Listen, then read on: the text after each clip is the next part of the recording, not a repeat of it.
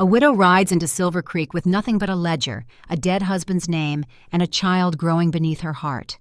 The town sees weakness. Silas Vance sees land to steal.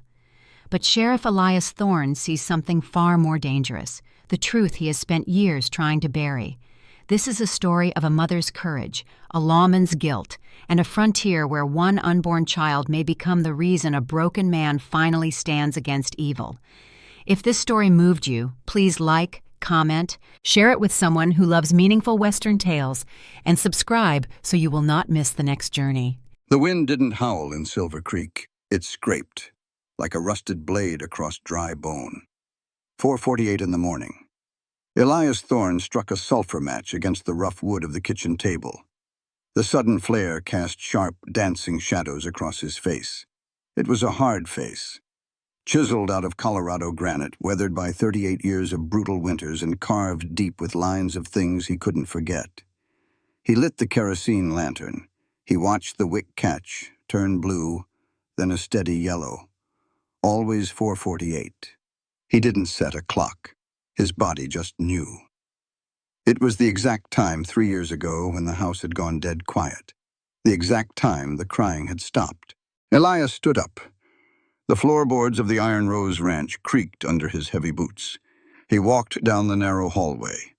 It was freezing. He hadn't bothered to light the stove yet. He liked the cold. The cold made sense. It was something he could feel on the outside, which was a welcome distraction from the hollow ache on the inside. He stopped outside the last door on the left. The wood was dark mahogany. The brass doorknob was dull, coated in a fine layer of untouched dust. He didn't reach for it. He never did. Behind that door was a nursery, a small, handcrafted wooden crib, a rocking chair, a little wool blanket. His wife, Sarah, had picked out that blanket. Then came the fever. Then came the early birth. 3 days of a tiny, struggling set of lungs. And then silence. Sarah left 6 months later on a stagecoach headed east. She didn't look out the window as it rolled away. Elias didn't blame her. He wouldn't have looked back at him either. "Sorry," Elias whispered to the empty hallway. One word. The same word every morning. A ritual of a broken man. He turned his back to the locked door, grabbed his gun belt from the peg by the front door, and strapped it around his waist. The heavy Colt felt familiar against his thigh. He shrugged on his thick woolen coat, pinned the silver sheriff's star to the lapel, and walked out into the freezing pre-dawn dark. It was time to go to work. It was time to pretend he was alive. Silver Creek was a town trying to be a city, and failing ugly. By the time Elias rode his black gelding midnight onto Main Street, the sun was just starting to bleed over the jagged peaks of the Rockies. The town smelled of wet mud, fresh-cut pine, and desperate greed. The railroad was coming. Everybody knew it. And with the railroad came the vultures. Men like Silas Vance were already buying up land, legal or otherwise, squeezing the life out of the folks who had bled to tame this dirt. Elias hated it. He hated the politics, he hated the paperwork. But he wore the badge because if he didn't, Vance's hired guns would wear it. And then the town would truly burn. Elias tied his horse to the hitching post outside the sheriff's office. The street was mostly empty, save for a few stray dogs and the rhythmic metallic clang coming from the far end of the street. Frank the blacksmith was already at work. Elias walked down the wooden boardwalk, his spurs jingling softly, a slow, deliberate rhythm. He needed coffee. He needed to hear a human voice to drown out the silence of that locked room back home. He stepped into the heat of the livery forge. Frank was a big, barrel-chested man with a thick beard and hands like baked hams. He was hammering a glowing red horseshoe on the anvil. Sparks flew like angry fireflies. "Morning, Elias," Frank grunted, not missing a swing. "Frank," Elias nodded. "You're at it early." "Got to be." Frank plunged the hot iron into a barrel of water. It hissed and spit a cloud of white steam into the cold morning air. "Denver and Rio Grande train is coming in early today, bringing more folks looking for cheap dirt under that new Desert Land Act. Heard tell who's on it?" Elias leaned against a wooden beam. I don't care who's on it, Frank, long as they don't shoot each other in my saloons. Frank wiped his sweaty brow with a dirty rag. He let out a harsh, mocking laugh. Ain't shooters this time. Station master got the telegraph last night. Said a widow woman is coming, all by herself. Coming to claim some dead husband's plot. Elias frowned. The word widow always left a bad taste in his mouth. Frank spat a stream of dark tobacco juice into the dirt. He shook his head, looking thoroughly disgusted. I tell you, Elias, it makes me sick. Another helpless skirt dragging her skirts through the mud. What does a lone woman think she's going to do out here? Plow a field? Fight off land grabbers? No, I'll tell you what she'll do. She'll run out of money in 2 weeks and she'll become a burden on this town, expecting charity. Weep and wail and expect men like us to fix her problems. A woman without a man out here is just a broken wagon wheel, useless. We ought to put her right back on the train. Elias felt the air in his lungs turn to ice. He pushed himself off the wooden beam. He didn't move fast. He didn't yell. But the sheer heavy silence he carried made Frank stop wiping his forehead. The blacksmith looked up. The easy smile faded from his face. Elias stepped closer to the anvil. The heat of the forge washed over him, but his blue eyes were dead cold. You listen to me, Frank, Elias said. His voice was low, steady, and rumbled like distant thunder. And you listen good. Frank swallowed hard. Elias, I just meant, I know what you meant. Elias cut him off. He held the man's gaze, refusing to let him look away. A woman losing her husband doesn't lose her dignity, Frank. Grief is not a weakness to be sneered at. It is not a joke for you to chew on with your morning tobacco. It is a testament that they loved bravely. You think she is coming here to be a burden? It takes more sheer grit for a woman to step off a train alone into a town like this than it takes for you to swing that hammer.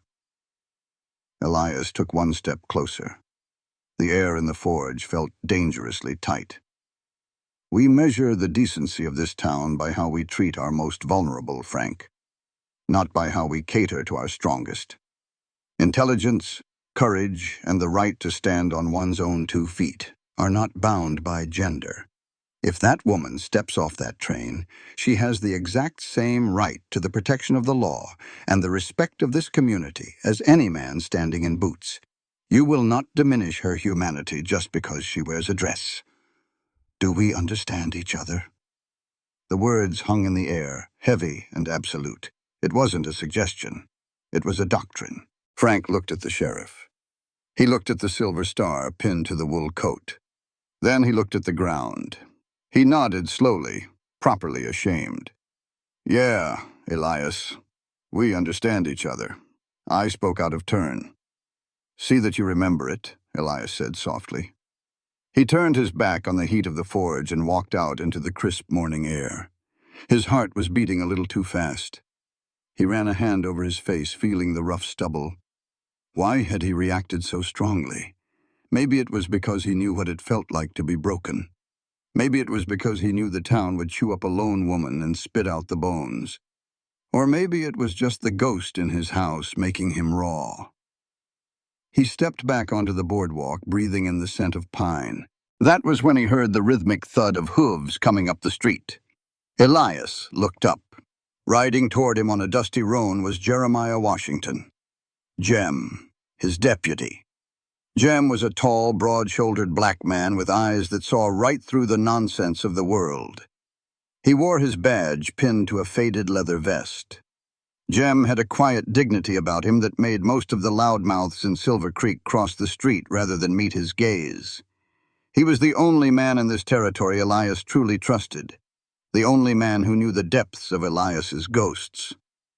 Jem pulled back on the reins, bringing the roan to a halt right in front of Elias.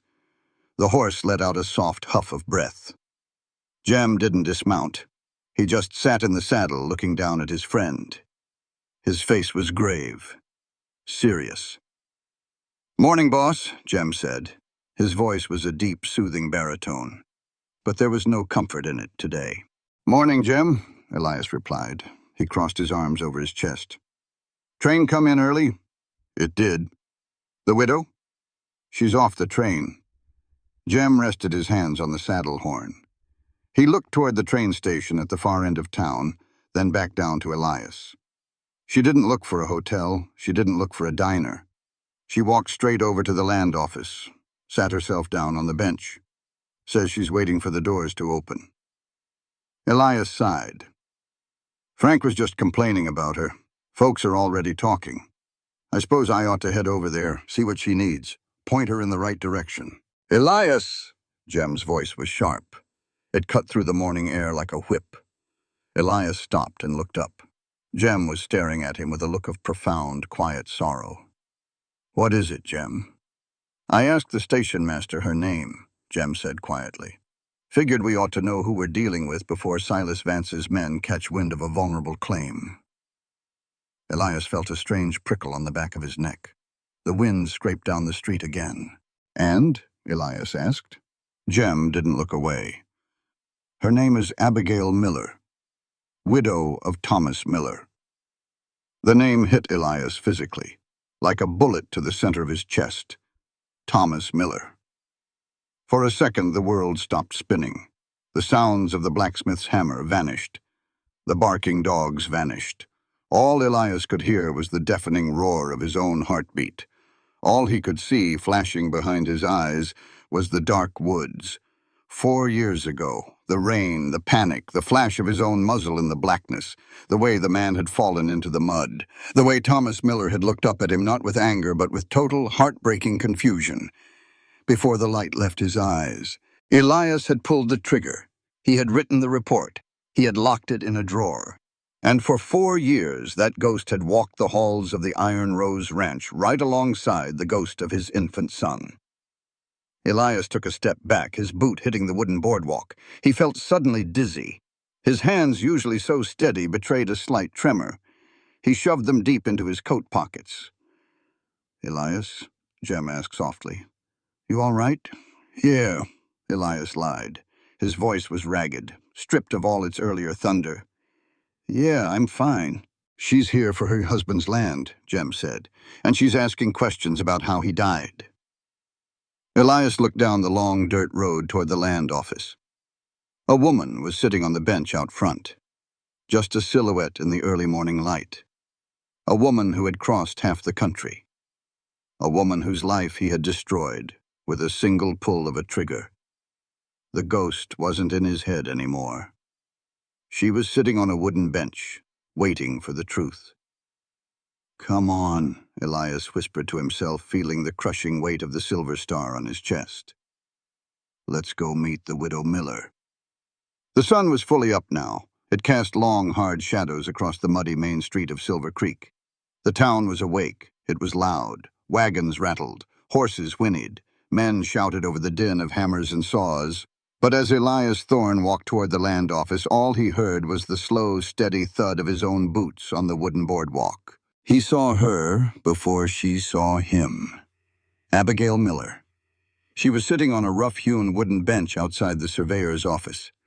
She didn't look like the widows Elias usually saw out west. She wasn't weeping. She wasn't wringing a handkerchief in her hands. She sat perfectly straight. Her posture was a wall. She wore a heavy, dark traveling cloak, despite the warming morning air. A small brown leather ledger rested on her lap. Her hands were folded neatly over it. Her knuckles were white. She was terrified. Elias knew that look, but she was refusing to let it show. He stopped a few feet away. He took a slow breath. The silver star on his chest felt like it weighed 50 pounds. "Mrs. Miller," Elias said. His voice was low, rough like gravel. She turned her head. Her eyes met his. They were striking, a sharp, clear hazel. They didn't waver. They took him in all at once. The badge, the gun, the lines on his face. "You know who I am," she said. It wasn't a question. "I'm the sheriff," Elias said. "Elias Thorne. Word travels fast when the morning train comes in." She didn't smile. She stood up. She was taller than he expected. "I know who you are, Sheriff Thorne. I asked about you before I left Denver. I asked a lot of questions. Elias kept his face perfectly still. What kind of questions? The kind a woman needs to ask when she travels alone into a town run by men, Abigail said smoothly. She stepped off the boardwalk. Are they open yet, the land records? Just unlocking the doors now, Elias said. He walked beside her. He didn't offer his arm. She didn't look like she wanted it. They stepped into the land office. It smelled of stale tobacco, dried ink, and rotting paper. The walls were lined with towering shelves of bound leather books. Dust motes danced in the shafts of light cutting through the dirty windows. Behind the heavy oak counter stood Mr. Cobb. Cobb was the station master, but he also ran the land records. He was a small, weasel-faced man with ink-stained fingers and a perpetually sour expression. He looked up from a stack of papers and frowned. "Can I help you?" Cobb asked, his eyes darting to Elias, then lingering on Abigail with obvious disdain. "I am here to claim the deed to Plot 42 along the eastern ridge," Abigail said. Her voice was clear. It carried through the quiet room. "Registered to Thomas Miller." Cobb let out a short, patronizing breath. He leaned against the counter. "Listen here, ma'am. That plot's been tied up in disputes. Silas Vance has a claim on the boundaries. It's complicated legal work. Surveyor's maps, deed transfers. It ain't something you need to be worrying your pretty head over. Why don't you let the sheriff here telegraph your male relatives back east? Let the men sort out the paperwork." Elias felt his jaw tighten.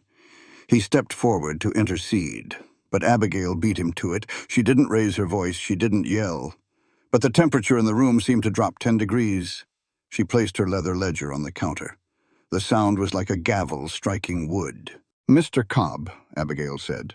Her tone was absolute steel. "Look at me." Cobb blinked, taken aback. He looked at her. Abigail held his gaze. She spoke clearly, her words sharp and unyielding. The silence in the room amplified every syllable. "Does your judgment of my intellect rely solely on the dress I wear, sir?" she asked. Cobb opened his mouth to stammer a reply, but she didn't let him. "Intelligence and the right to seek justice are not bound by gender," Abigail stated, her voice ringing with undeniable authority. "The law was written to protect people, all people, and I stand before you as a full human being under that law, requiring no man to validate my existence. I do not need a male relative to read a map. I do not need a man to claim what is rightfully mine. Now you will pull the ledger for Plot 42, and you will do it this instant." Cobb's mouth snapped shut. His face flushed a deep, ugly red. He looked at Elias, seeking backup. Elias didn't move. He leaned his forearms on the counter and stared at Cobb. "You heard the lady, Cobb. Go get the book." Cobb muttered something under his breath and scurried to the back room. Abigail didn't look at Elias. She kept her eyes on the empty space where Cobb had been. Her chest rose and fell in a slow, controlled rhythm. "You didn't need to step in, Sheriff," she said quietly. "I didn't step in," Elias replied. "I just agreed with the winning side." She finally looked at him. A tiny, almost imperceptible softening happened around her eyes, but it vanished just as quickly. She opened her leather ledger. Elias saw lines of meticulous handwriting, dates, names, locations. She was building a case. "My husband died 4 months ago," Abigail said. She didn't look up from her notes. "Right here, in Silver Creek." The words hit Elias like a physical blow. 4 months. The wound was still bleeding. He forced his breathing to remain steady. He forced his hands to stay relaxed at his sides. "I know," Elias said. "I am sorry for your loss, Mrs. Miller. Were you the sheriff on duty?" She asked the question like a lawyer springing a trap. Quick, precise. "I was." Elias didn't blink. He couldn't afford to. Abigail closed her ledger. She turned to face him completely. The dust motes swirling between them seemed to freeze. "Did you see him?" she asked. "Did you see Thomas?" Elias looked into her hazel eyes. He saw the desperate, gnawing need for truth. He remembered the dark woods, the rain, the flash of the muzzle, the way Thomas had fallen. I saw him die, Elias thought. I watched the light leave his eyes. I saw him, Elias said. His voice sounded hollow to his own ears. The official report says he was trespassing, armed, dangerous. Abigail's voice trembled just for a fraction of a second before she locked it down tight. Thomas wasn't a violent man, Sheriff. He was a carpenter. He built things. He didn't destroy them. Didn't... I know what the report says, Elias replied quietly. Do you believe it? Elias looked away. He looked at the dusty floorboards. If he told her the truth right now, it would destroy them both. He wasn't ready. He was a coward. He knew it. He tasted the bitter ash of it in his mouth. I believe what the law requires me to believe, ma'am, he lied. Abigail studied him. She studied the tense line of his shoulders, the way he avoided her eyes. She was a woman who read between the lines. I see, she said coldly. Then I will just have to find the truth, myself. Mr. Cobb emerged from the back room carrying a massive dust-covered ledger. He dropped it on the counter with a heavy thud. Here, Cobb spat. Year of our Lord, 1878. Plot 42. Abigail stepped forward. She didn't hesitate. She opened the massive book. Elias watched her. He watched the way her eyes scanned the pages. Fast, efficient. She was looking for something specific, and Elias felt a cold knot of dread form in his stomach, because he knew exactly what she was going to find, or rather, what she wasn't going to find. The truth was buried, and he was the one holding the shovel. The air in the back room of the land office was suffocating. It smelled of decaying paper and dry rot. There were no windows back here, just towering shelves leaning under the weight of decades of territorial records. Elias held the kerosene lantern high. The yellow light cast long, nervous shadows against the wooden walls. Abigail had demanded to see the original surveyor logs from the previous year. Cobb had refused to fetch them, citing a bad back. So Elias had offered to guide her into the archives.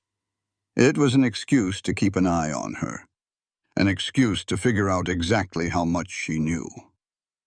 They should be on the bottom shelf, section 4, Elias said, his voice echoing dully in the cramped space.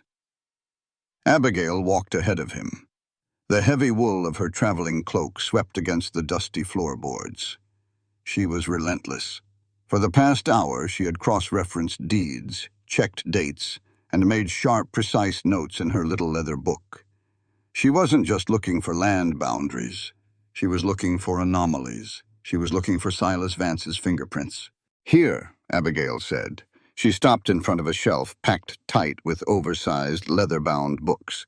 1877 to 1878. Elias set the lantern on a nearby barrel. Let me get it. They're heavy. I can manage, Abigail insisted. She reached for a thick black spine. It was wedged tight between two others. She gripped the top of the book and pulled. It didn't budge. She adjusted her footing, planting her boots on the uneven floorboards, and pulled harder. The book suddenly jerked free. The sudden release of weight threw her off balance. Her boot caught on a raised nail in the floorboards. She gasped as her ankle gave way, sending her stumbling backward. I've got you, Elias said. He moved purely on instinct. He dropped his hand from his gun belt, lunged forward, and caught her by the elbow before she could hit the floor. His grip was firm, steadying her instantly. But the sudden violent motion caused the brass clasp of Abigail's heavy traveling cloak to snap open. The thick wool parted, falling away from her body. Elias froze. Time stopped.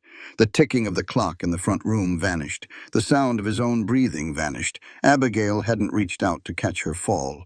She hadn't thrown her hands up to protect her face.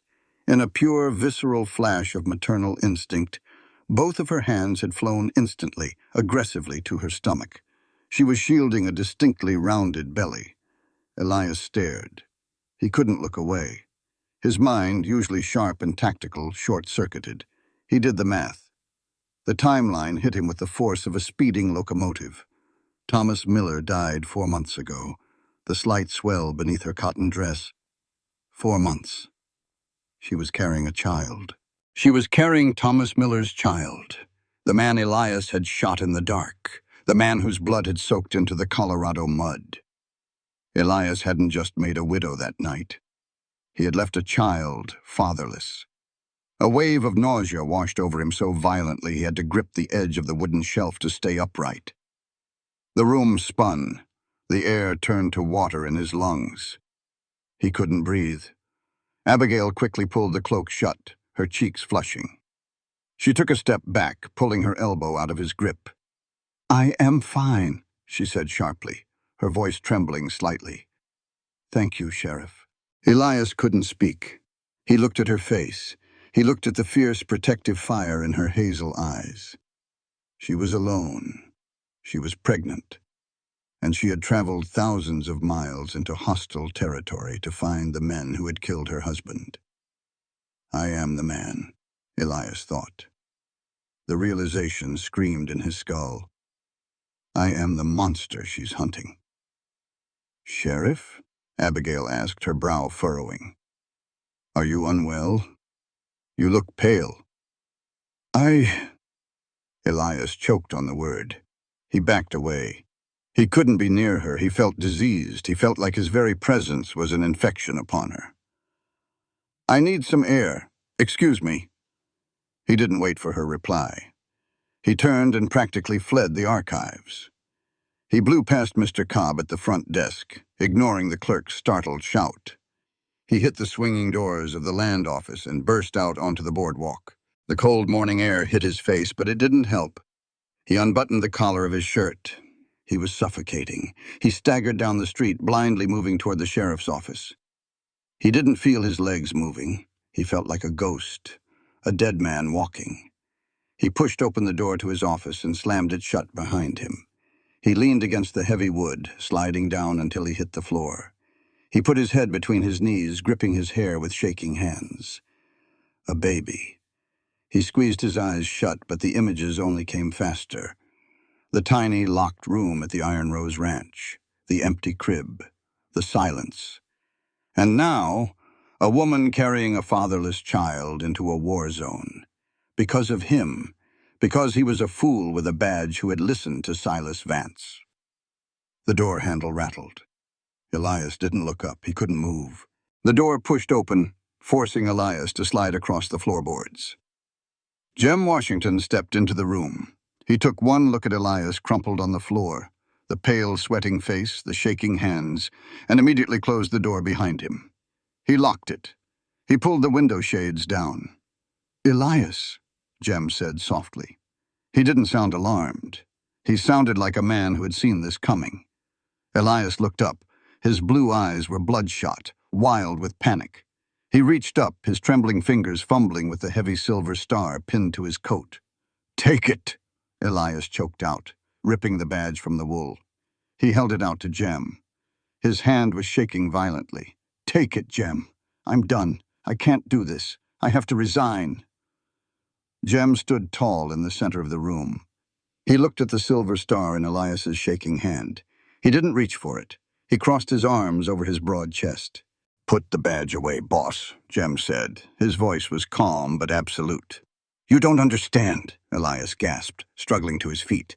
He leaned heavily against his desk. "She's pregnant, Jem. Abigail. She's carrying his child. I killed a father. I killed a man who had a baby on the way.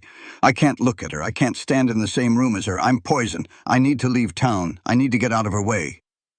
Elias threw the badge onto the wooden desk. It slid across the surface, coming to rest near a stack of wanted posters.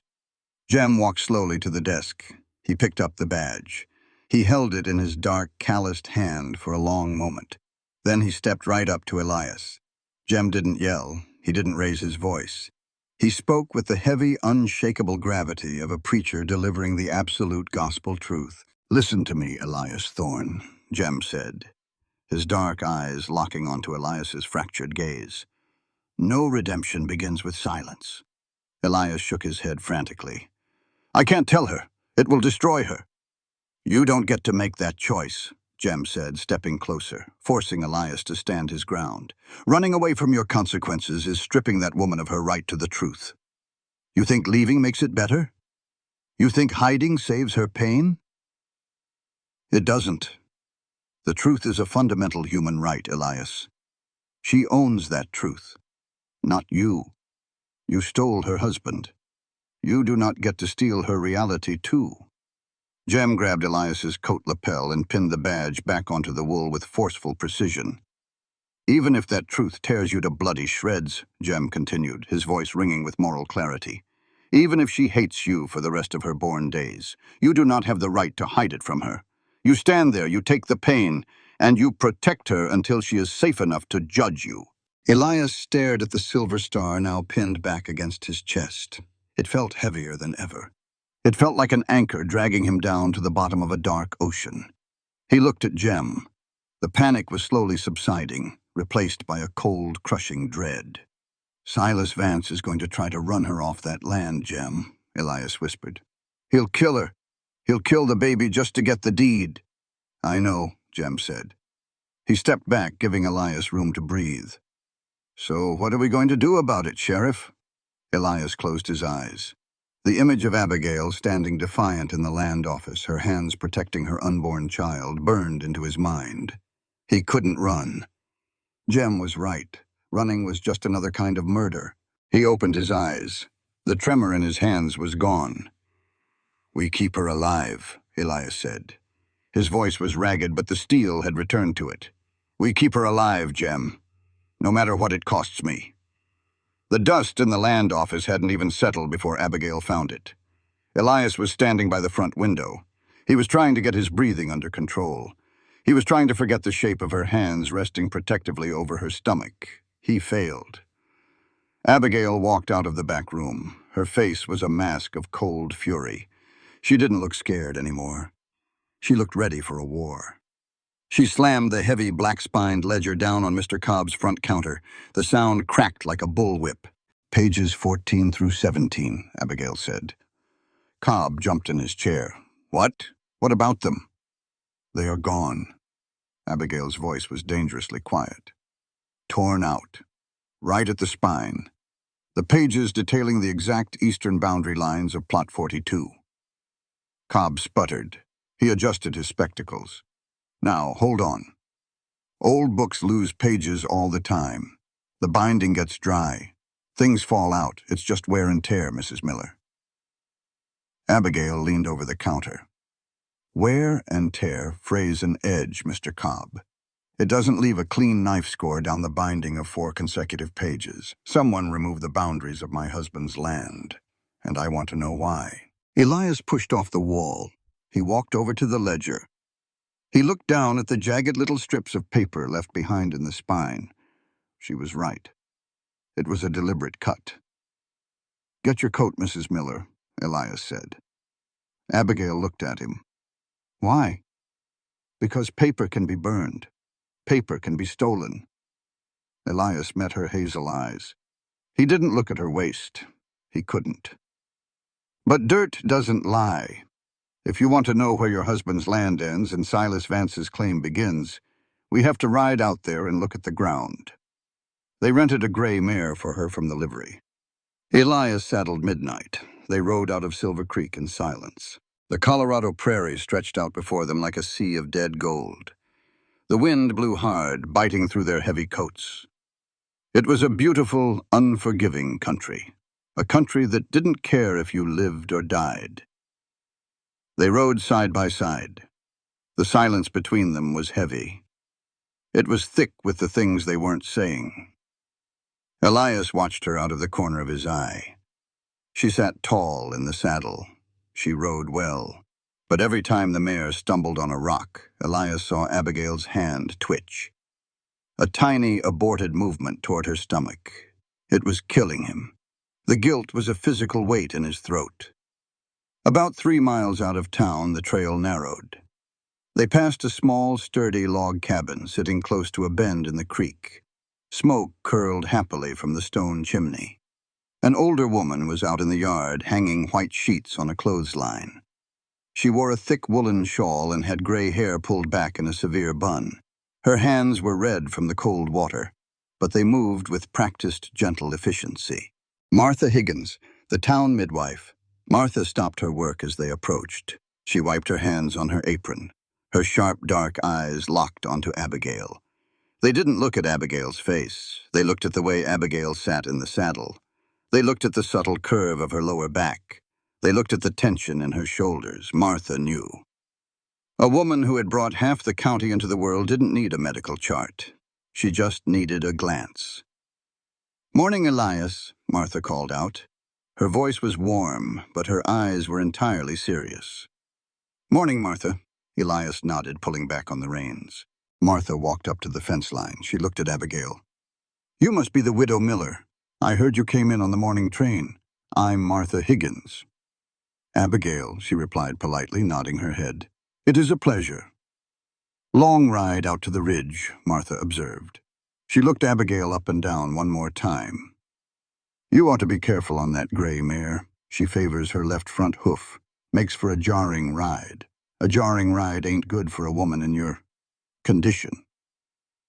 Abigail stiffened. The color drained from her face. She looked at Elias, panic flaring in her eyes, wondering if he had told the town. Elias shook his head slightly, a silent no. "I am perfectly fine, Mrs. Higgins," Abigail said stiffly. "I didn't say you weren't," Martha replied easily. She turned her gaze to Elias. "Sheriff, step down off that horse a minute. I need a word with you about the town council meeting." Elias knew it had nothing to do with the council. He dismounted. He walked over to the wooden fence. Martha stepped close. She kept her voice low. "She's 4 months along, Elias," Martha whispered. "Give or take a week." "I know," Elias murmured. The words tasted like ash. Martha looked at him hard. She saw the torment in his eyes. She knew Thomas Miller had died by the sheriff's gun. The whole town knew the official story. "Folks in town are already talking," Martha said. "Frank the blacksmith is running his mouth, saying a pregnant widow alone out here is a scandal, saying she's a burden, saying a child without a father is a judgment on her." Elias felt the anger flare hot in his chest. "Frank needs to keep his mouth shut." Martha reached over the fence. She grabbed Elias by the forearm. Her grip was surprisingly strong. "You make sure he does, Elias," Martha said fiercely. Her voice carried the weight of absolute moral authority. "Because I have seen too much pain in this world to tolerate that kind of ignorance. You listen to me. Carrying a child alone in this harsh territory isn't a sin for polite society to judge, Sheriff. It is an act of supreme courage." Elias looked down at the midwife. He saw the fierce maternal fire in her eyes. "Every child brought into this world has the absolute right to live," Martha stated, her words slow and deliberate.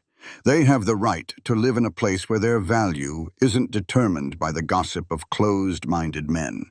Their value isn't determined by whether they have a father sitting by the hearth. It is determined by the love they are given. You are the law out here, Elias. You make sure this town remembers that a human life is sacred regardless of the circumstances of its birth." Elias swallowed hard. He nodded. "I will, Martha. You have my word." "Good." Martha let go of his arm. She stepped back and offered a warm smile to Abigail.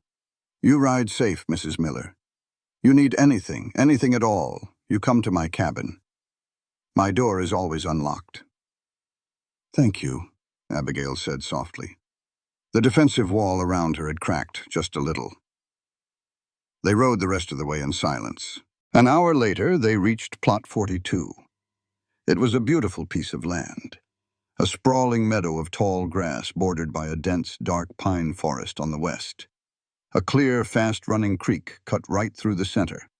On a small rise overlooking the water sat a half-finished wooden cabin. The timber was graying from weather. The roof was missing. It was a dream interrupted. Abigail dismounted slowly. She walked up the rise toward the unfinished cabin. She reached out and touched the rough wood of the doorframe. Her shoulders shook just once. Then she took a deep breath and turned back to Elias. "Where did it happen?" she asked. Her voice was hollow. Elias felt a cold sweat break out on the back of his neck. He dismounted. He tied Midnight to a low branch. He walked up the rise to stand beside her. He pointed toward the dark tree line to the west. "There," Elias said, "about 50 yards into the pines." Abigail pulled her ledger from her coat pocket. She opened it to a hand-drawn map. The official report filed by Silas Vance said Thomas was caught trespassing. It said Thomas was attempting to sabotage Vance's new silver mining equipment. Where is the mine? Elias frowned. He looked at the terrain. He had never come back here in the daylight. The night it happened, it was pouring rain. It was pitch black. Vance's foreman had come riding into town, frantic, screaming about an armed saboteur. Elias had ridden out blind. Now, standing in the cold light of day, Elias looked at the geography. "The mine," Elias said slowly, "is over that eastern ridge. It's 2 miles in the opposite direction." Abigail looked up from her book. She looked at the eastern ridge. Then she looked at the western tree line where Elias had pointed.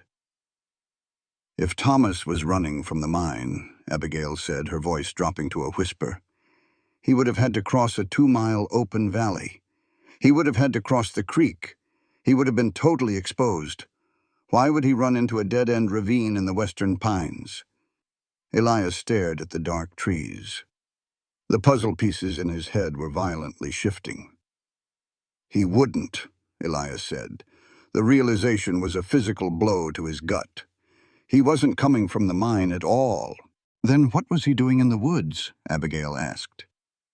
"He was hiding," Elias whispered. He remembered the look of sheer terror on Thomas's face when the lightning flashed. It wasn't the look of a man caught breaking the law. It was the look of a hunted animal. He wasn't sabotaging anything. Someone chased him from his own cabin. Someone drove him into the dark. Abigail closed her ledger. The snap of the leather strap sounded like a gunshot. "Silas Vance lied," she said. Her voice was cold, absolute. "He lied about the trespass. He lied about the sabotage. He wanted this land, and my husband wouldn't sell." Elias felt the ground tilt beneath his boots. Silas hadn't just lied. Silas had set a trap. Silas had driven an innocent man into the dark woods, and then he had sent the sheriff in after him, knowing Elias would shoot first and ask questions later in the dark. Elias hadn't just made a mistake. He had been used as a murder weapon. "We need to get back to town," Elias said. His voice was suddenly tight with panic. "Now." "Why?" "Because if Silas Vance knows you're out here," Elias said, grabbing the reins of her gray mare, "and he knows you're asking questions, you aren't safe, and neither is that child." They didn't make it back to town without crossing paths with the devil himself. Silas Vance was waiting by the livery stable when Elias and Abigail rode back into Silver Creek. Silas was a man who looked like he belonged in a Chicago boardroom, not a muddy frontier town. He wore a tailored wool suit, a silk cravat, and a silver pocket watch that cost more than most men made in a year. He had smooth silver hair and a smile that never quite reached his cold, calculating eyes. Flanking him were 2 hired men, rough men, the kind of men who wore their holsters tied down low on their thighs. "Sheriff Thorne," Silas called out, his voice smooth as oiled glass. He tipped his expensive bowler hat. "And the widow Miller. I heard you had arrived. I was hoping to express my condolences." Elias swung down from his horse. He placed himself deliberately between Silas and Abigail. "We're just passing through, Silas. Get out of the way." Silas held up his hands in mock surrender. "No need for hostilities, Elias. I merely wanted to offer Mrs. Miller a fair price for Plot 42. Save her the trouble of managing a difficult piece of land all on her lonesome." Abigail didn't wait for Elias to help her down. She dismounted on her own. She stepped around Elias, standing face to face with the land baron. She wasn't intimidated by the suit. She wasn't intimidated by the hired guns. "My land is not for sale, Mr. Vance," Abigail said clearly. Silas sighed. He looked at her with a patronizing pity. "Mrs. Miller, you must understand. The railroad is coming. Silver Creek is growing. We need that land for a timber mill to supply the tracks. It is for the good of the town, for civic progress. You holding on to a patch of dirt out of sentimentality is standing in the way of civilization itself." Abigail's eyes narrowed. The wind whipped her cloak around her boots. "Do not use the name of progress to justify your cruelty, Mr. Vance," Abigail said. Her voice rang out clear and sharp, cutting through the noise of the street. People stopped on the boardwalks to listen. Silas's fake smile faltered. "True progress in a civilized society isn't measured by how many miles of railroad track you lay down," Abigail declared, staring him dead in the eye. "It isn't measured by how much timber you cut or silver you pull from the earth. It is measured by whether you respect the property and the lives of the defenseless. It is measured by whether the law protects the weak from the greed of the strong." She took a step closer to him. The hired guns tensed, dropping their hands toward their iron. Elias instantly rested his hand on the butt of his Colt. "Power unchecked by morality is just tyranny dressed in a fine suit," Abigail finished. "You are not bringing civilization, Mr. Vance. You are just a thief, and I will not surrender my husband's legacy to a thief." Silas Vance stared at her. The mask of the polite businessman slipped, revealing the ruthless predator underneath. His eyes went dead and flat. "That is a very dangerous sentiment, Mrs. Miller," Silas whispered. "Out here, accidents happen to stubborn people." "If anything happens to her," Elias said, his voice a low, lethal rumble, "I won't be looking for accidents, Silas. I'll be looking for you. Now back up." Silas held Elias's gaze for a long moment. Then he smiled. A thin, bloodless smile. He tipped his hat again. "Have a pleasant evening, Mrs. Miller." He turned and walked away. The two gunmen trailed behind him like loyal dogs. Elias watched them go. His stomach was tied in a knot of pure ice. "You shouldn't have provoked him." "I was stating a fact," Abigail replied. "Facts get people killed out here," Elias said. He looked at her. "You can't stay at the hotel. Silas owns the man who runs it.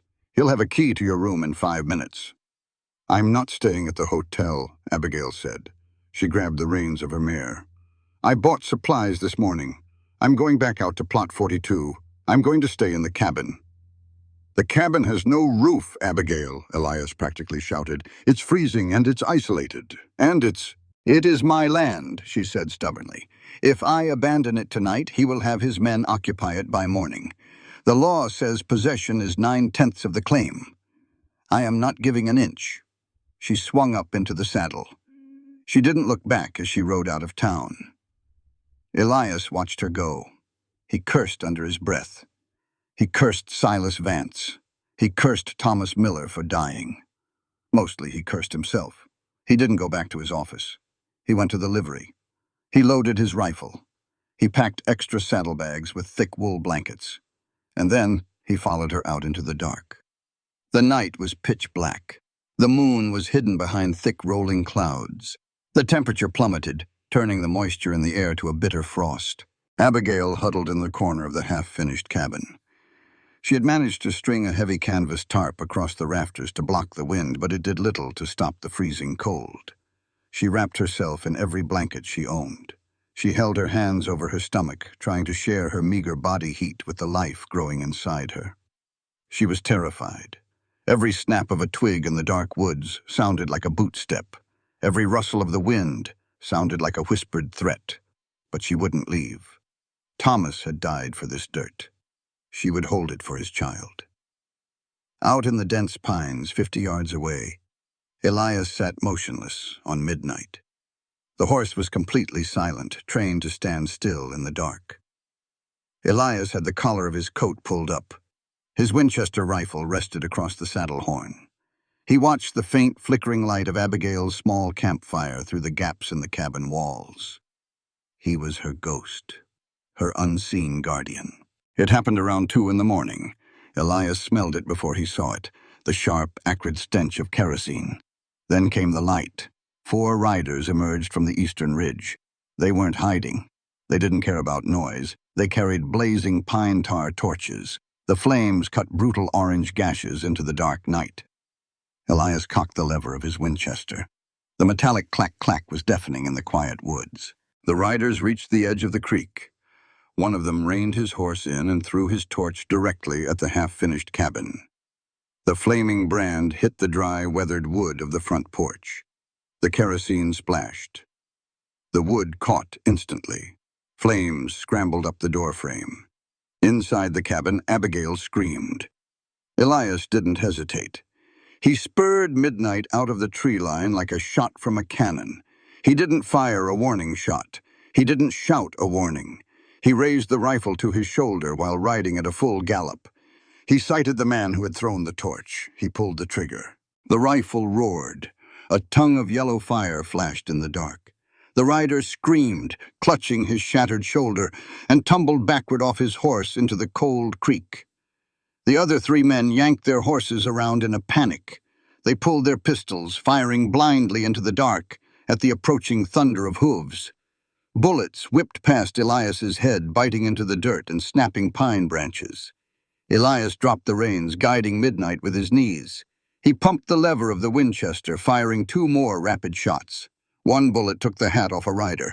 The next punched through the flank of a horse. The animal reared up, dumping its rider into the mud. The remaining 2 men broke. They didn't stick around to fight a ghost in the dark. They spurred their horses and bolted back toward town, leaving their wounded behind. Elias ignored the men in the dirt. He rode straight for the burning cabin. The front wall was entirely engulfed in flames. Thick, choking black smoke billowed into the night sky. "Abigail!" Elias roared, throwing himself out of the saddle before Midnight even came to a full stop. He sprinted toward the flames.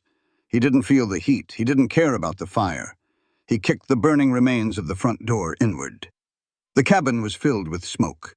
The canvas tarp had caught fire, raining flaming ash down onto the floorboards. Through the smoke, he saw her. She was backed into the furthest corner, coughing violently, clutching her stomach in sheer terror. Elias crossed the room in 3 massive strides. He didn't ask permission. He didn't speak. He grabbed her.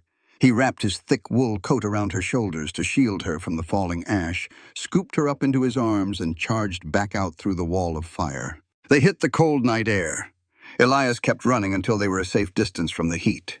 He set her down gently in the tall grass. Abigail was shaking violently. She coughed, trying to clear the black smoke from her lungs. She looked up at the cabin. The dream Thomas had started building was now just a roaring bonfire against the night sky. She began to weep. The iron wall she had built around herself finally shattered. Elias knelt beside her. He wanted to touch her shoulder. He wanted to hold her. But he didn't have the right. "Are you hurt?" he asked roughly. "The baby." Abigail shook her head, gasping for air. I think we are okay. The smoke." Elias stood up. He looked at the burning cabin. Then he looked toward the eastern ridge. Silas Vance had just declared war, and he had almost killed a pregnant woman to win it. "You can't stay here," Elias said. His voice left no room for argument. "The claim isn't worth dying for tonight." "I have nowhere to go," Abigail sobbed, her hands covering her face. "The hotel is Vance's. The town is his." "He doesn't own all of it," Elias said. He reached down and pulled her to her feet. He whistled sharp and low. Midnight trotted over. Elias picked Abigail up by the waist and hoisted her into the saddle. He swung up behind her. "Where are we going?" she asked, her voice trembling. "My land," Elias said. The Iron Rose Ranch sat heavily at the base of the foothills. It wasn't a fancy house, but it was a fortress. Thick log walls, heavy iron latches on the heavy oak doors, and a clear line of sight in all directions. Elias carried Abigail inside. The house was freezing. He set her down on the heavy leather sofa in the center of the main room. He didn't light the lamps. He went straight to the massive stone hearth and built a fire. He worked fast, his hands moving with brutal efficiency. Within minutes, a roaring fire threw heat into the room. The orange light danced across the log walls. Elias went to the kitchen. He poured a glass of water and brought it to her. Abigail took it with shaking hands. She drank greedily. Her face was smudged with black soot. Her hair was falling out of its pins. She looked exhausted. She looked broken. Elias pulled a heavy wooden chair close to the fire. He sat down facing her. He leaned his forearms on his knees, his hands clasped tightly together. For a long time, the only sound was the crackle of the burning logs and the howl of the wind outside. "He tried to burn me alive," Abigail whispered, staring into the flames. "He sent men to scare you off," Elias corrected quietly. "But if the fire took you, Silas wouldn't have lost any sleep." Abigail looked away from the fire. She looked at Elias. The orange light caught the sharp angles of his face. He looked older than 38. He looked like a man carrying the weight of the world. "Why didn't Silas just kill Thomas himself?" Abigail asked. Her voice was steadying. The fear was receding, replaced by a cold, hard logic. If he wanted the land so badly, if he's willing to burn a cabin with a woman inside, why the elaborate lie about sabotage 4 years ago? Elias felt the floor drop out from under him. Here it was, the edge of the cliff. He stared at his hands. He couldn't look her in the eye for this. "Because 4 years ago, Silas didn't have the town council in his pocket yet," Elias said. His voice was a flat, dead monotone. "Because if Silas Vance murdered a homesteader in cold blood, the territory marshals would have stepped in. He needed Thomas's death to be clean. He needed it to be legal." Abigail frowned. She leaned forward, clutching the empty water glass. "Legal? How is shooting an unarmed man in the dark legal?" Elias closed his eyes. The memory played behind his eyelids. The rain, the flash, the fall. "Silas fabricated the trespassing charge," Elias explained, every word feeling like swallowing broken glass. "He had his men drive Thomas out of his cabin, into the woods near the Vance property line. Then Silas sent his foreman into town, screaming that an armed lunatic was sabotaging the mine equipment, screaming that lives were in danger." Abigail stopped breathing. She saw the picture coming together. It was monstrous. "And who did the foreman run to?" she asked. The whisper barely escaped her lips. Elias opened his eyes. He slowly looked up. He met her hazel gaze. "He ran to the sheriff," Elias said. The silence that followed was louder than the fire. It was louder than the gunfire in the woods. "Silas didn't have to pull the trigger," Elias continued, his voice cracking under the weight of the confession. "He just had to point the law in the dark and let the law do his dirty work. He used a badge to commit murder, Abigail. He used me." Abigail stared at him. The glass in her hands shook. She didn't put the whole truth together yet. She didn't know Elias was the one who fired the shot. She only understood that Silas had manipulated the town's justice system to orchestrate the kill. "He used the law," Abigail repeated, her voice dripping with horror. Elias nodded slowly. He looked at the woman sitting in his living room, the woman whose life he had ruined. He looked at her stomach where a fatherless child was growing. He had saved her tonight. But the real fire was still coming, and when she found out the rest of the truth, he knew it would burn them both to ash. The morning sun hit the windows of the Iron Rose Ranch. It didn't warm the glass, it just made the frost sparkle. Abigail opened her eyes. The ceiling was made of thick, heavy timber. She wasn't in the drafty hotel. She wasn't in the half-finished cabin. She was safe. She sat up on the heavy leather sofa. A thick wool blanket was tucked tightly around her shoulders. The fire in the hearth had died down to glowing red embers, but the room was still warm. She looked down at her hands. They were clean. Someone had wiped the soot from her fingers while she slept.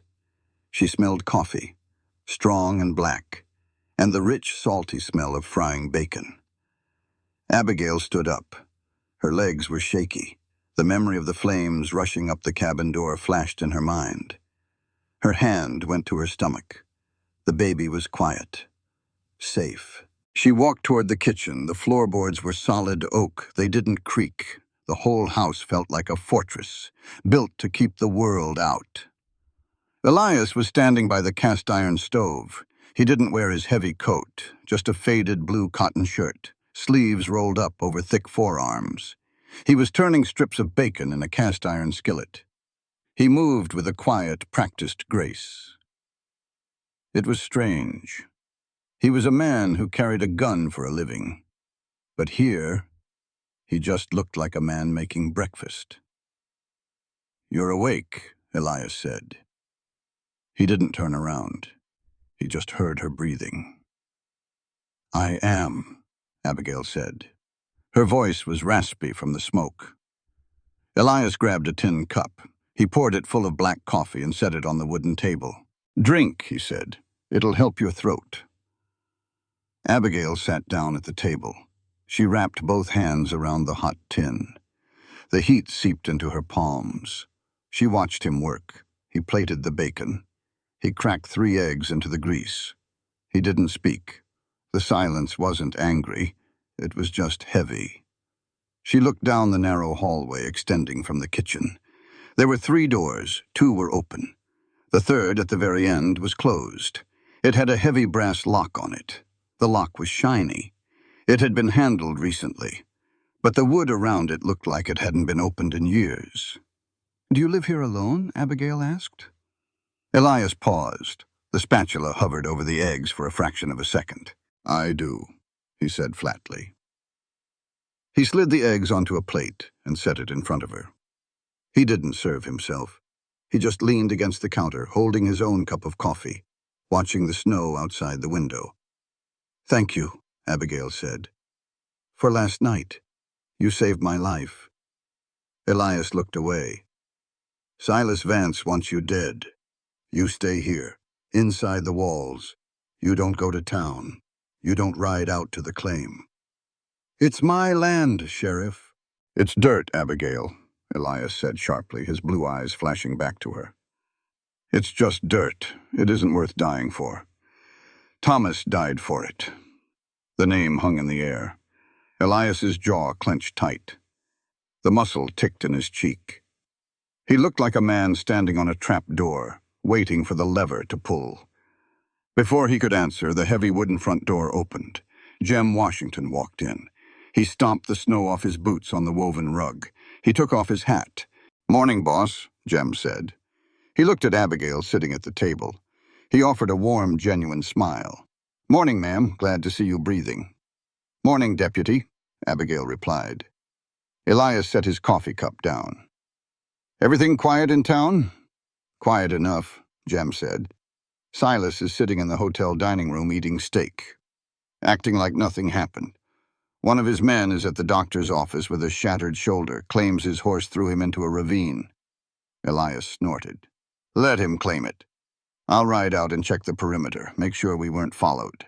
Elias grabbed his coat and his Winchester rifle from the corner. He walked out the back door without another word. The heavy timber clicked shut behind him. The kitchen felt suddenly larger with him gone. Jem walked over to the stove. He poured himself a cup of coffee. He sat down across from Abigail. He had a kind face, strong but lined with the kind of wisdom that only comes from hard years. "He's a restless man," Jem said quietly, nodding toward the back door. "He is angry," Abigail said. "He's bleeding," Jem corrected her gently. "Has been for a long time." Abigail looked at the deputy. She took a sip of her coffee. "You are a long way from home, Mr. Washington. There aren't many black men wearing silver stars in the Colorado Territory." Jem smiled. It was a slow, proud smile. "No, ma'am, there aren't." "Does it bother you?" Abigail asked. "The way people look at you in town? I saw the way the men at the livery stared when you rode by yesterday." Jem wrapped his large hands around his tin cup. He looked down into the black liquid. "Folks tell me I don't deserve to wear this silver star because of the color of my skin," Jem said. His voice was a deep, steady rumble. It filled the room. "They tell me the law belongs to white men. But equality isn't something a rich man hands down to you. It is a divine right we are all born with. A man's worth is built on his courage and his integrity, not his complexion. We just need enough good men willing to stand up and defend that truth." He looked up, meeting her eyes directly. Elias Thorne is one of those good men, Mrs. Miller. When the town council tried to block my badge, Elias laid his gun on the table. Told them if I didn't wear the star, neither did he.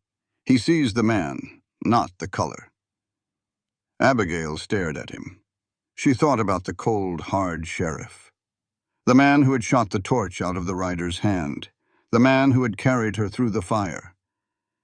"He doesn't talk much," Abigail said softly. "He used to," Jem replied. "Used to talk a lot. Used to laugh, too." Abigail looked down the hallway. Her eyes drifted to the locked door at the end. Jem caught her look. "That was the nursery?" Jem said softly. Abigail froze. The coffee cup stopped halfway to her mouth. "Nursery?" "3 years ago," Jem nodded slowly. "His wife, Miss Sarah. She went into labor early, a bad winter storm. The doctor couldn't get through the pass. I rode out here to help, but I ain't a doctor." Jem closed his eyes for a second. The memory was heavy. "It was a little boy," Jem whispered. "Born too small, too early. He lived for 3 days. Elias held him the whole time, never put him down. When the boy stopped breathing, something inside Elias just broke right down the middle. Miss Sarah couldn't bear to look at him after that. He reminded her too much of the grave. She packed a bag and left on the stagecoach." Abigail felt a cold hand grip her heart. She looked at the locked door, the polished brass knob. "He locked the door the day she left," Jem said. "Hasn't opened it since. He just sits in here, alone with the ghosts." Abigail looked down at her own stomach. She felt the tiny flutter of life inside her. A sudden, overwhelming wave of sorrow crashed over her, not just for her own loss, but for his. Elias Thorne wasn't just a lawman, he was a father with empty hands. The back door opened. A blast of cold air swept through the kitchen. Elias stepped inside. He stomped his boots. His cheeks were red from the wind. He set the rifle in the corner. He looked at Jem, then at Abigail. He saw the way she was looking at him. Her eyes were soft. There was no defense in them anymore, just a deep, aching understanding. Elias froze. He didn't like that look. It felt like a mirror he didn't want to look into. "Perimeter is clear," Elias said gruffly, turning his back to her to hang up his coat. "For now." Abigail didn't say anything. She just watched the broad, tense line of his shoulders. She finally understood why he had looked at her with such panic when her cloak fell open in the archives. It wasn't disgust. It was terror. They were two strangers, huddled under one roof, both bleeding from wounds the world couldn't see. And for the first time since Thomas died, Abigail didn't feel entirely alone. 3 days passed. 3 days of snow locking them inside the Iron Rose Ranch. Abigail cooked. Elias chopped wood. They existed in a quiet, fragile truce. They didn't talk about Thomas. They didn't talk about Silas Vance. They just survived the winter. But the snow finally broke. The sun came out, blindingly bright against the white prairie. Elias saddled midnight after breakfast. "I have to go into town," Elias said, standing by the front door. "I need to telegraph the federal marshal in Denver. I need to tell them Vance tried to burn you out." "I need my shawl," Abigail said. She stood by the fireplace. "I left it at your office the day we went to the archives. It has my mother's silver pin on it." "I'll bring it back," Elias said. "I want to go with you," she insisted. "I have been locked in this house for 3 days. I need to breathe real air." Elias hesitated. He looked at her stubborn jaw. He knew better than to argue. "Fine, but you stay inside the office. You don't step foot on the street." He hitched the buckboard wagon. They rode into Silver Creek side by side. The town was busy digging out from the snow. People stared as the sheriff drove the Widow Miller down Main Street. Elias ignored them. He pulled the wagon up right in front of the jailhouse. He unlocked the front door and ushered her inside. "Stay here," Elias commanded. "Lock the door behind me. I'm going to the telegraph office. I'll be 10 minutes. He stepped back out into the bright sunlight. The door clicked shut. Abigail turned the deadbolt. The sheriff's office was small. It smelled of gun oil and old leather. A pot-belly stove sat in the corner. A heavy wooden desk dominated the room. Behind the desk was a massive iron vault door. Abigail looked around for her shawl. It wasn't on the coat rack. It wasn't on the chairs. She walked over to Elias's desk. The vault door behind it was open, just a crack. Heavy iron. Elias must have been in a hurry a few days ago and forgot to spin the dial. Abigail stepped behind the desk. She saw a flash of dark wool sitting inside the dark vault. Her shawl. She reached her hand in to grab it. As she pulled the thick wool out, the fringe caught on a stack of cardboard file boxes sitting on the top shelf of the safe. She tugged. The box shifted. It tipped forward. Abigail gasped, trying to catch it. She failed. The box hit the wooden floor. The lid popped off. Dozens of manila folders spilled out across the floorboards. Dust flew up in a cloud. "Oh, no," Abigail whispered. She knelt down quickly. She began gathering the folders, her hands moving fast. She didn't want Elias to come back and see she had made a mess of his private records. She grabbed a handful of papers. They were old incident reports, faded ink, brittle paper. She reached for a folder that had slid under the edge of the desk. She grabbed the tab. The red ink on the label caught her eye. Miller, Thomas. October 14th, 1874. Abigail's breath caught in her throat. Her heart stopped. She knelt there on the dusty floorboards.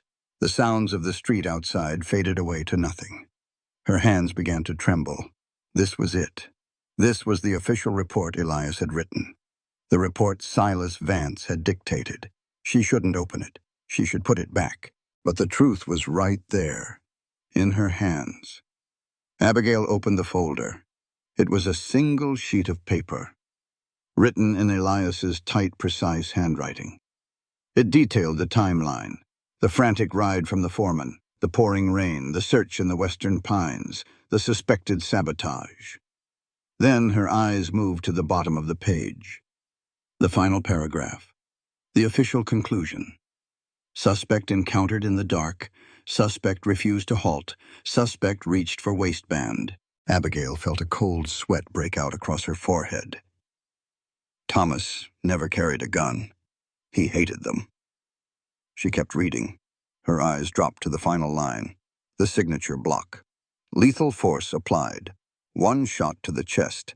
Suspect deceased on scene. File to be sealed by order of the sheriff. And there, right beneath the words, was the signature. Bold, unapologetic. Black ink pressed hard into the paper. Elias Thorne, confirmed shooter. The paper slipped from Abigail's fingers. It fluttered to the floor like a dead leaf. She couldn't breathe. The air in the room was suddenly completely gone. She put her hand to her throat. She tried to drag oxygen into her lungs, but they wouldn't expand. Confirmed shooter. It wasn't one of Silas Vance's hired guns. It wasn't a nameless deputy in the dark. It was Elias. It was the man who had cooked her eggs this morning. The man who had carried her out of the fire. The man she had started to look at with pity, with understanding. He was the monster. He was the man who had pulled the trigger. Abigail stumbled backward. She hit the wall of the office. A dry, jagged sob ripped out of her chest. It was a sound of pure, unadulterated agony. She pressed both hands to her stomach. He killed him. He killed the father of this child. And then the agony turned into something else. It turned into a fire. A cold, blinding, righteous fury. He knew. Every time he looked at her. Every time she asked about the night Thomas died. He had looked her dead in the eye and lied. He had let her stay in his house. He had let her sleep under his roof. He had stolen her husband. And then he had stolen her trust. The deadbolt on the front door clicked. Elias walked in. He was holding a piece of yellow telegraph paper. "Marshall is sending a man from Denver. Should be here in 2 days." He stopped. He looked at Abigail. She was pressed against the wall. She was shaking violently. Her face was chalk white. Her hazel eyes were wide, completely wild, burning with a hatred so pure it felt radioactive. Then Elias looked down. The open vault, the spilled boxes, and the single piece of paper lying face up on the floorboards directly between them. Elias felt the earth open up beneath his boots. He didn't speak. He didn't try to defend himself. He just stood there. The telegram slipped from his fingers. "You," Abigail whispered. The word sounded like a snake hissing. "It was you!" "Abigail," Elias said. His voice was completely broken. "Please." She lunged off the wall. She didn't run away. She stepped right up to him. She grabbed the front of his coat. She didn't slap him. She wanted to hurt him deeper than that.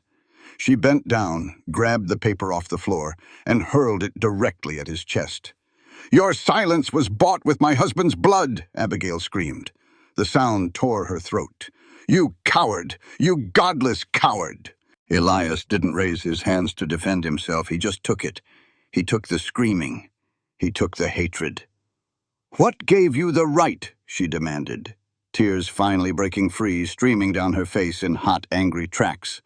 "What gave you the right to end a man's life and then bury the truth in a locked drawer? How dare you look me in the eye? How dare you let me sit at your table?" "I was trying to keep you safe," Elias choked out. "Safe from who?" she shrieked. "You are the one who murdered him." Elias closed his eyes. "It was dark. Vance's men told me he was armed. He ran. I swear to God, Abigail, I didn't know it was Thomas until he fell." Abigail shook her head violently. She stepped back from him. She looked at him with absolute freezing disgust. "That doesn't matter," she said. Her voice dropped. It wasn't a scream anymore. It was a blade, cold and sharp. "The greatest crime wasn't the bullet in the dark, Elias." She pointed a shaking finger at the scattered files on the floor. "The greatest crime was that piece of paper. It was stripping him of a transparent death. You let the town think he was a criminal. You let Silas Vance steal his good name to steal his land. And you robbed me of my right to mourn him honestly. You stole my truth just to save your own conscience." Elias opened his eyes. They were shining with unshed tears. "I am sorry." "Your sorrow is useless," Abigail said flatly. She walked past him. She unlocked the front door. "Where are you going?" Elias asked, panic finally breaking through his paralysis. "Vance's men are out there." "I am going back to your house," Abigail said, not looking back. "I am going to pack my bags, and then I am getting on the first train back to Denver. If I stay in this town another minute, I will buy a gun and kill you myself." She walked out into the sunlight. Elias stood alone in the office. He looked at the paper on the floor. He had known this day was coming for 4 years, but he never knew it would feel exactly like dying. The sky didn't just snow. It broke open. By the time Abigail reached the Iron Rose Ranch, the wind was howling. It whipped the snow into blinding white sheets. She couldn't feel her hands. She couldn't feel her face. She didn't care. The cold outside was nothing compared to the ice in her veins. She pushed through the heavy front door. It slammed shut behind her, cutting off the shriek of the wind. The house was quiet. The fire in the hearth was burning low. It looked like a home. It was a lie. It was a tomb built by a murderer. Abigail didn't take off her coat. She walked straight to the guest room. She pulled her heavy carpet bag from under the bed. She threw it open on the mattress. She started grabbing her things. Dresses, hairpins, her mother's silver mirror. She threw them in. Careless, frantic. Her hands were shaking so hard she dropped her wooden hairbrush. It clattered against the floorboards. She stared at it. Then a sob tore out of her throat. She sank to her knees. She wrapped her arms around her stomach. She rocked back and forth on the hardwood floor. "He killed him. He killed him." The words repeated in her head, a relentless beating drum. The man who had cooked her breakfast. The man who had pulled her from the fire. He was the monster in the dark. She stayed on the floor for 10 minutes, crying until her lungs burned.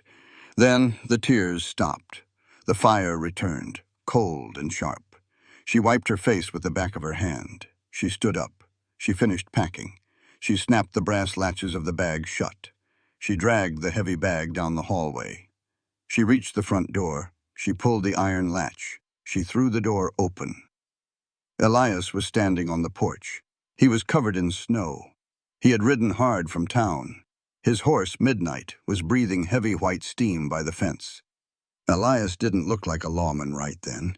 He looked like a man standing before a firing squad. "Abigail," he said. The wind nearly swallowed his voice. "Move," she said. She stepped out onto the porch. She lugged the heavy bag with both hands. She didn't look at his face. She looked at his chest, right where the silver star was pinned. Elias didn't move. He stood at the top of the wooden steps. He blocked her path. "You can't go out there," Elias said. "You'll freeze to death before you make it a mile." "I would rather freeze in the dirt than spend another second under your roof," Abigail spat. She tried to push past him. He didn't budge. He was a mountain of wool and muscle. "Let me pass, Elias," she screamed over the wind. "Let me pass, or so help me God, I will shoot you myself." Elias looked down at her. His blue eyes were completely shattered. He didn't reach for his gun. He didn't try to grab her arm. He took off his hat. He let the snow fall on his bare head.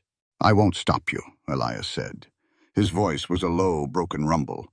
"But before you walk into that storm, you are going to hear the whole truth. Not the paper. The truth. I read the truth." "You read the end of the story," Elias said. "You didn't read how it started." "Silas Vance set the trap, Abigail. He had his men chase Thomas from his cabin. They drove him into the western pines. Then Silas sent his foreman to me, screaming about an armed madman trying to blow up the silver mine." Abigail stopped pushing. She gripped the handle of her bag. Her knuckles turned white. "It was pouring rain," Elias said. The memory was bleeding out of him now. "Pitch black. I rode out alone. I found a shadow in the trees. I yelled for him to halt. I yelled I was the sheriff." He didn't stop. He turned. He raised his hands. Elias swallowed hard. His chest heaved. "Vance's men told me he had a gun. They told me he was going to kill me. The lightning flashed. I saw him move. And I pulled the trigger." Abigail stared at him. The snow swirled around them. "I ran to him," Elias whispered. The tears finally spilled over his lower lashes, freezing on his rough cheeks. "I dropped to my knees in the mud. I rolled him over. He didn't have a gun. He had a piece of wood, a carved wooden horse, a toy. He was clutching it." Abigail let out a sharp gasp. Her hand flew to her mouth. "He looked up at me," Elias continued, his voice cracking. "He wasn't angry. He was just confused. And with his last breath, he looked right through me and he whispered your name. Just your name. And then he was gone." Abigail closed her eyes. The pain was absolute. It was a physical weight crushing her chest. "I wrote the report," Elias said. "I took the blame. But Silas threatened the town. He threatened to burn Silver Creek to the ground if I investigated him. I was a coward, Abigail. I locked the file. I locked myself in this house. I died that night right alongside him." Abigail opened her eyes. They were completely cold. "Are you finished?" Elias looked at her. "I am." "Good." She picked up her bag. "Now get out of my way." Elias looked at her. He looked at the heavy bag. He looked at the raging blizzard behind her. And then he looked at her stomach. Elias Thorne, the hardened sheriff of Silver Creek, slowly sank down. He dropped to one knee on the snow-covered porch. He was eye level with her child. Abigail froze. Elias looked up at her face. He didn't ask for mercy. He didn't ask for forgiveness. He spoke with a raw, bleeding desperation. "I have no right to ask for your forgiveness," Elias said. His voice cut through the howling wind. "I am a guilty man, Abigail, and I will wear that mark to my grave. Hate me. Curse my name every waking hour. Spit on my floor. I deserve all of it." He pointed a shaking finger out toward the storm. "But you are carrying a child, and Silas's men are hunting you. If you walk out into that storm, you die, and the baby dies with you. Silas wins. Thomas's death means nothing. Abigail looked down at the man kneeling in the snow. Listen to me, Elias pleaded, his voice rising, demanding she hear the truth. The safety of an innocent life cannot be sacrificed for the pride or vengeance of adults. Your anger is righteous. Your hatred is earned. But you cannot let it blind you to what matters most. Stay on my land. Because this child deserves to be born under a safe roof, even if the man guarding the door is the one who broke your family. The words hung in the freezing air. Abigail stared at him. She hated him. She hated him so much her teeth ached. But she felt the baby kick, a sharp, sudden movement against her ribs. She looked at the blizzard. Elias was right. She wouldn't make it to town. She wouldn't survive the night. She looked back down at Elias. He was still kneeling, waiting for her sentence. Abigail let go of the carpet bag. It hit the wooden porch with a heavy thud. Get up, she said. Her voice was devoid of any warmth.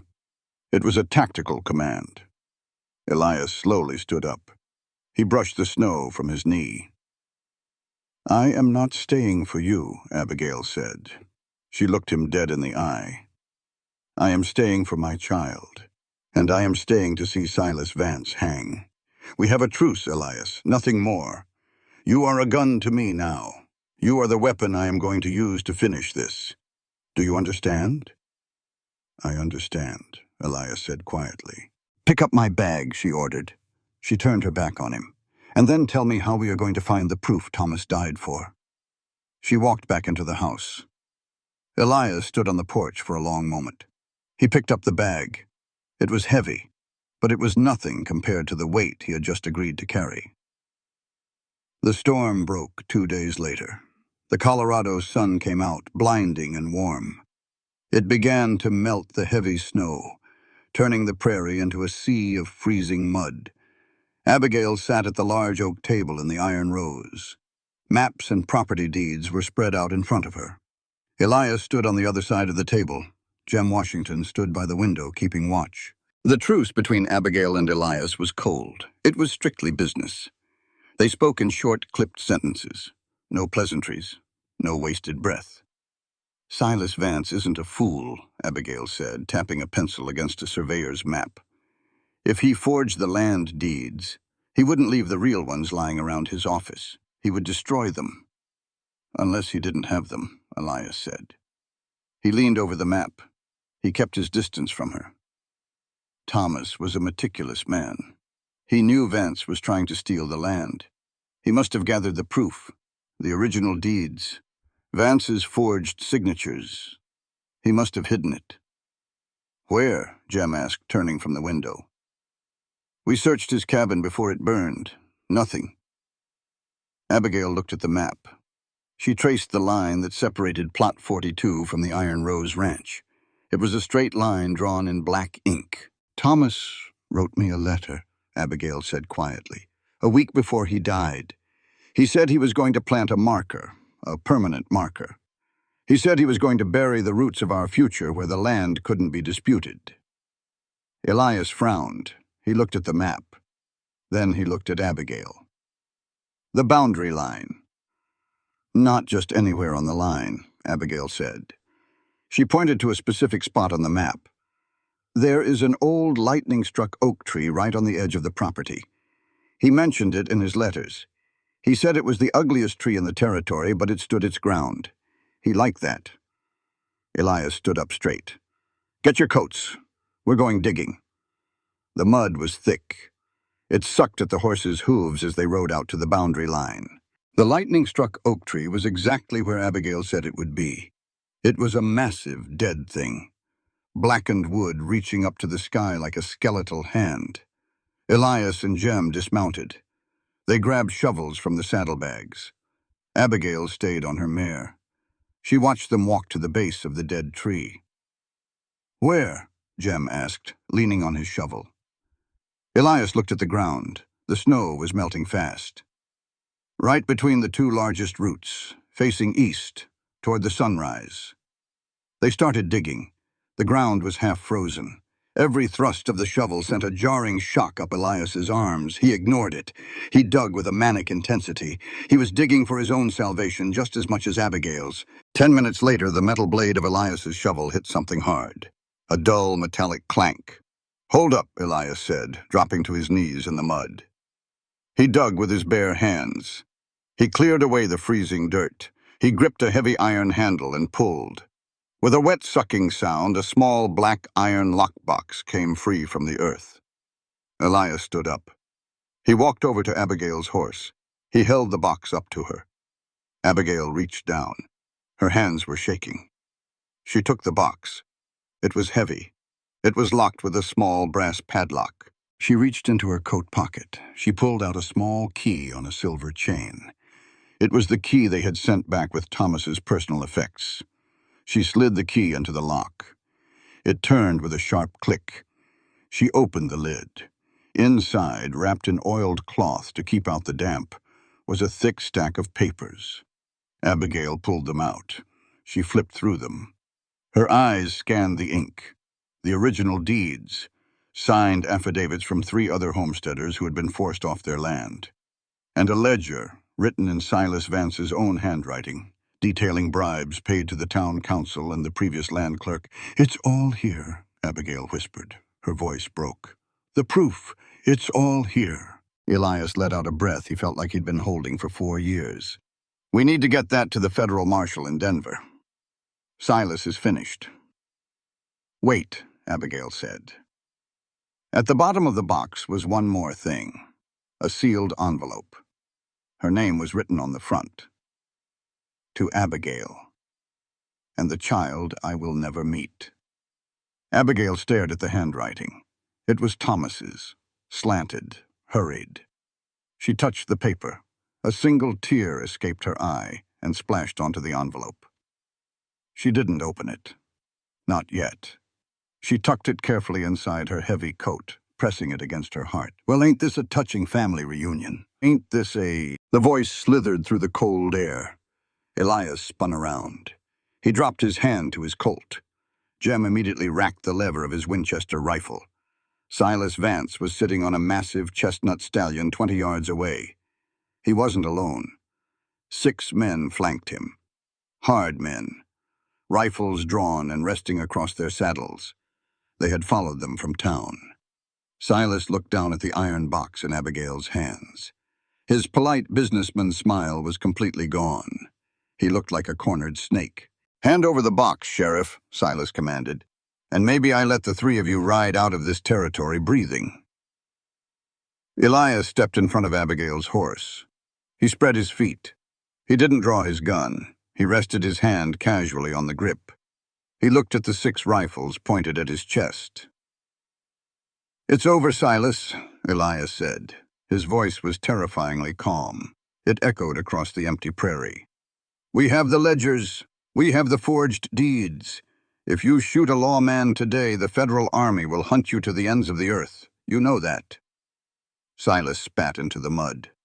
"A dead lawman can't testify, and a dead widow can't claim land. Hand it over, Elias. You work for me. The town works for me. I have the money. I am the law out here." Jem stepped up beside Elias. He leveled his rifle directly at Silas's chest. "You ain't the law, Silas," Jem rumbled. "You're just a thief with a fat wallet." Silas laughed, a harsh, ugly sound. "And what are you going to do, deputy? 2 men against 6? You think your moral high ground stops lead?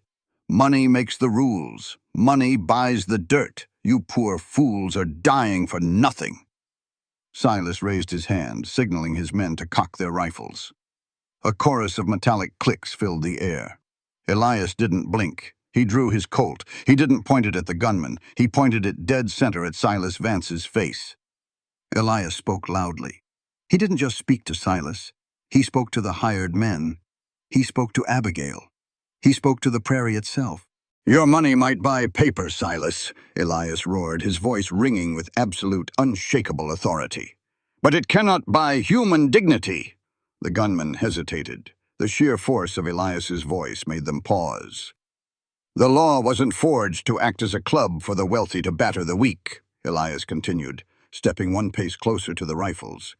It exists to ensure that whether you are a lone widow on a patch of dirt or a baron holding the keys to the bank, you bow before the exact same scales of justice. Silas glared at him, his face turning red with rage. "Shoot them!" he screamed at his men. Nobody fired. Jem's rifle was dead steady on Silas. Elias's Colt was dead steady on Silas. The gunmen knew that if they pulled the trigger, their boss was dying before they even cleared their holsters. The rule of law is the only wall keeping this society from turning into a pack of wolves, Elias declared. He lowered his gun just slightly, a tactical shift. I am the sheriff of Silver Creek, and you, Silas Vance, are under arrest for fraud, arson, and the conspiracy to murder Thomas Miller. Now get off the horse, slowly. The silence was deafening. The wind blew through the dead branches of the oak tree. Silas looked at his men. He looked at their hesitation. They were paid killers, but they weren't paid enough to die for a man who had already lost. Silas sneered. He slowly raised his hands. He swung his leg over the saddle and dropped into the mud. Elias walked forward. He didn't put his gun away. He grabbed Silas by the lapels of his expensive wool suit, spun him around, and slammed him against the side of his horse. He pulled the heavy iron handcuffs from his belt. Click, click. The sound of the ratchets locking into place was the sweetest sound Abigail had ever heard. Elias turned Silas around. The land baron looked at Elias with pure hatred. "You're a dead man, Thorne." "Maybe," Elias said quietly, "but I'm a free one, and you're going to rot in a cage." Elias looked back at Abigail. She was still sitting on her horse. She was holding the iron box tight against her chest. She looked at him. The cold, blinding hatred in her eyes had shifted. It wasn't forgiveness, not yet, maybe not ever. But it was respect. He had done what he promised. He was the weapon she needed, and he had struck true. "Jem," Elias said, not breaking eye contact with Abigail, "disarm these men. Let's take out the trash. We're going back to town." Winter broke its grip, slowly at first, then all at once. The snow turned to slush, the slush turned to heavy, thick mud, and the mud finally gave way to patches of bright, stubborn green. Spring had come to Silver Creek. It smelled like wet pine and promise. 2 months had passed since the showdown at the boundary line. Silas Vance was sitting in a federal prison in Denver. His expensive suits were gone. His hired men had scattered like rats when the money dried up. The federal marshals had seized his bank accounts. Elias was suspended. He had turned in his silver badge pending a territory review of his self-incrimination report. He didn't mind. Jem wore the star now. Jem kept the peace. The town liked it that way. Elias liked it that way. He spent his days fixing fences, chopping wood, working the soil of the Iron Rose. He didn't wear a gun belt on his own land anymore. Abigail stayed. She didn't pack her bags. She didn't leave. They lived in the same quiet house. They ate at the same heavy oak table. The bitter ice between them had melted, but the water was still deep, still dangerous. They moved around each other with careful respect. She was huge now, heavy with the child. She sat on the front porch in the afternoons. She watched him work the horses. Sometimes Elias caught her looking at him. Not with hate. Not anymore. She looked at him with something quieter. Something that felt dangerously close to peace. It happened on a Tuesday. Midnight. Elias was asleep in the leather chair by the dead fire. A sound woke him. A sharp, sudden intake of breath. He was on his feet before his eyes were fully open. Abigail was leaning against the doorframe of the hallway. She was clutching her stomach with both hands. Her knuckles were white. Her face was pale in the silver moonlight washing through the windows. "Elias," she gasped. Her voice was tight with pain. "It's time." He didn't panic. He moved. He grabbed his heavy coat. He saddled Midnight in the freezing dark. He rode to town like the devil himself was on his heels. He pounded on Martha Higgins' door until the old midwife threw it open. He threw her bag over the saddle and rode her back to the ranch. The next 4 hours were a blur. Boiling water, clean sheets, blood. Elias wasn't allowed in the room. He paced the hardwood floor in the hallway. He listened to Abigail scream. Every sound tore a piece of his soul away. It sounded too much like 3 years ago. The storm, the crying, the terrible crushing silence that had followed. Elias stopped pacing. He leaned his head against the rough log wall. He closed his eyes. Please, he prayed to a God he hadn't spoken to in years. Not again. Don't take this one too. He stood there for hours. The sky outside the window turned from black to a bruised purple, then to a pale, hopeful gold. The sun cracked over the eastern ridge. The screaming stopped. Elias stopped breathing. The silence was heavy. It was terrifying. His heart hammered against his ribs. Then the silence broke. A cry, high, sharp, furious. It was the sound of life, strong, demanding life. Elias slumped against the wall. His legs gave out entirely. He slid down to the floorboards. He put his face in his rough hands. He wept. He didn't make a sound, but his shoulders shook with pure, blinding relief. Martha came out an hour later. She looked exhausted. She wiped her hands on a towel. She looked down at Elias sitting on the floor. She smiled. A girl, Martha said softly. Healthy, loud. And she has a mother who fought like a wildcat. You can go in, Elias. Elias stood up. He wiped his face. He took a deep breath and walked into the guest room. Abigail was lying in the center of the bed. Her dark hair was damp with sweat clinging to her forehead. She looked completely drained. But she was glowing. Tucked into the crook of her arm was a tiny bundle of white cotton. Elias stopped at the foot of the bed. He took his hat off. He held it in his hands. Come here, Abigail whispered. He stepped closer. He looked down. A tiny red face, a shock of dark hair. Thomas's daughter. Breathing, safe, born right here on his land. She's beautiful, Elias said. His voice was thick with emotion. She needs a room, Abigail said quietly. She looked up at him. Her hazel eyes were clear. She wasn't asking a question. She was stating a fact. Elias knew exactly what she meant. He looked out the bedroom door, down the long hallway, toward the heavy mahogany door at the very end. The door with the polished brass lock. He nodded slowly. He walked out of the bedroom. He went to his heavy winter coat hanging by the front door. He dug his hand deep into the pocket. He pulled out an old brass key. It felt heavy in his palm. It felt like holding a piece of his own dead heart. He walked down the hall. He stopped in front of the locked door. 3 years. He hadn't turned this knob in 3 long, agonizing years. He put the key in the lock. It was stiff. It resisted. He turned it hard. It clicked. The sound echoed loudly in the quiet house. He grabbed the knob. He pushed the door open. The air inside was stale. Dust danced in the sliver of sunlight slipping through the closed curtains. The little wooden crib sat perfectly still in the corner. The rocking chair, the folded wool blanket. Everything exactly as Sarah had left it. It wasn't a tomb anymore. It was just a room, waiting for a child. Elias walked straight over to the window.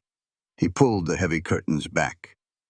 He unlatched the glass and pushed the window wide open. The crisp, clean spring wind rushed in.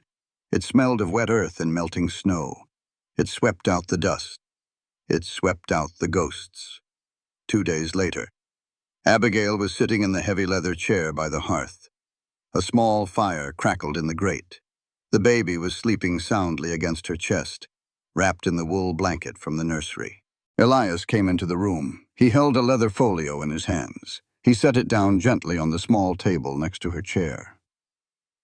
"What is this?" Abigail asked, keeping her voice low so as not to wake the child. "Deeds," Elias said. "The federal marshal sent them over this morning. Plot 42 is yours. Clear and free. Silas's money was seized by the territory. They are paying reparations to the homesteaders he hurt. Your account at the bank is full. Abigail looked at the leather folder. Then she looked up at Elias. He took a step back. He put his hands in his pockets. He looked tired, but the heavy, crushing darkness that usually sat on his shoulders was gone. He looked lighter. "You don't need to stay here anymore, Abigail," Elias said. His voice was calm, steady. "You have your land. You have money. You can hire men to build a fine house. You can go back to Denver. You can go anywhere you want." He looked down at his dusty boots. "I made a promise," Elias continued. "I promised to keep you safe until the baby was born, until Silas was put away. I kept my promise. You are free now. You don't have to look at the man who killed your husband every single day. You can start fresh, without my shadow hanging over you." Abigail listened. She watched his face carefully.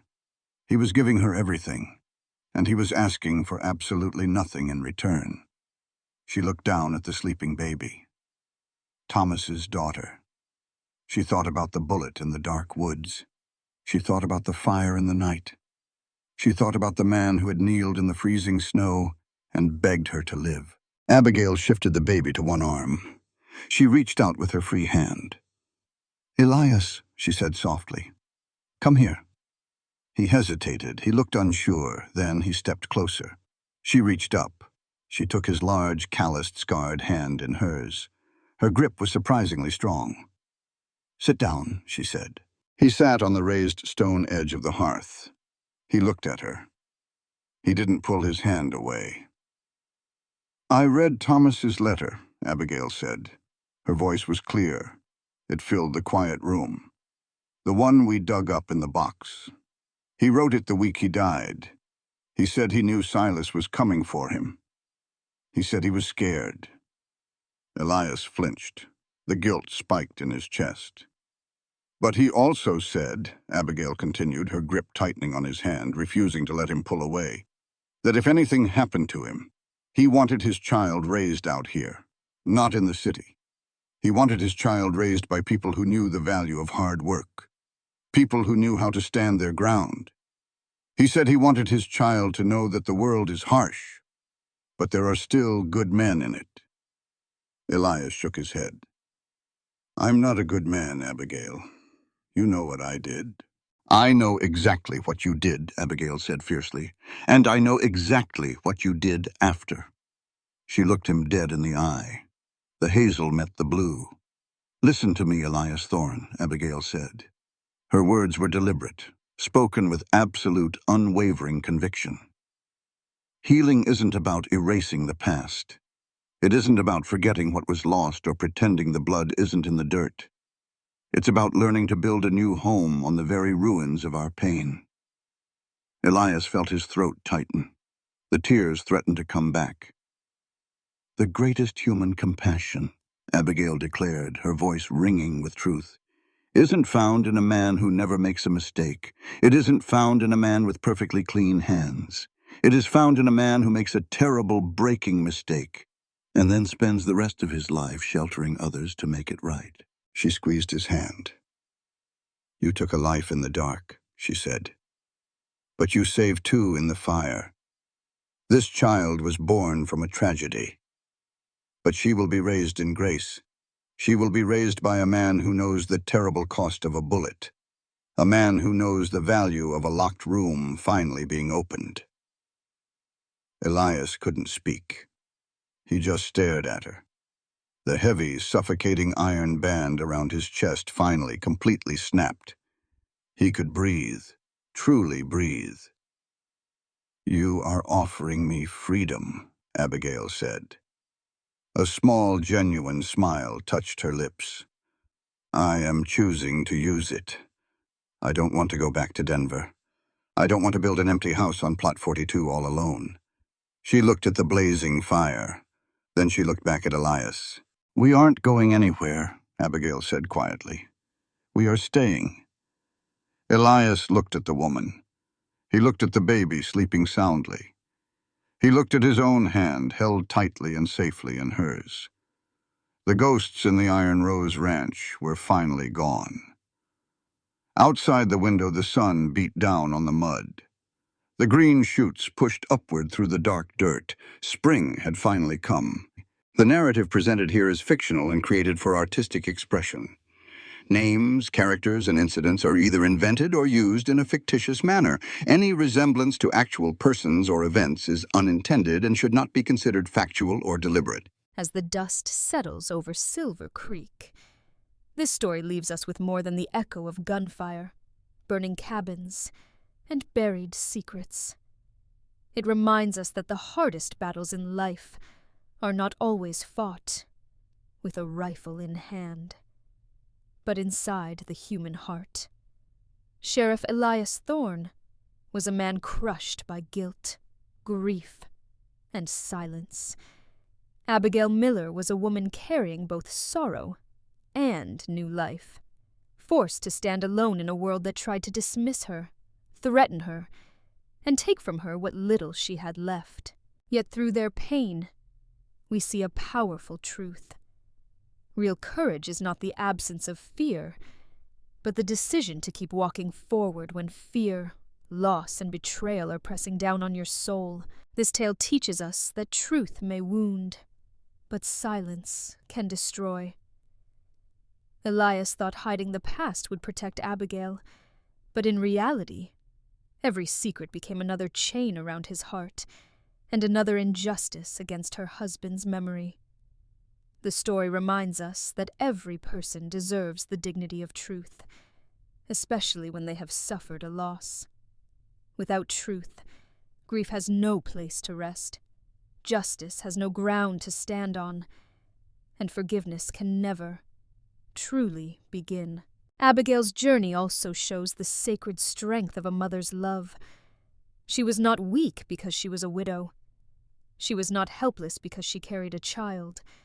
She was brave because she chose to protect her unborn baby, defend her husband's name, and stand against powerful men who believed money and fear could silence her. Her courage tells us that the vulnerable are not powerless. Sometimes, the people the world underestimates are the ones who carry the strongest fire. And through Elias, we learn that redemption is not found in regret alone. Saying "I am sorry" is only the beginning. True redemption demands action. It asks a person to face the pain they caused, protect those they once failed, and choose justice even when it costs them everything. A broken man can still become a better man, but only when he stops hiding behind his wounds and starts standing for what is right. In the end, the meaning of this story is simple but deeply human. Compassion can survive even in the harshest land. Love can grow from grief. And justice begins when ordinary people refuse to look away. May this story remind every listener to honor the truth, protect the innocent, respect the strength of women, and never judge a wounded soul too quickly. Because out on the frontier, as in life, the greatest legacy we leave behind is not land, money, or power, but the mercy we show, the courage we choose, and the love we give when someone needs it most.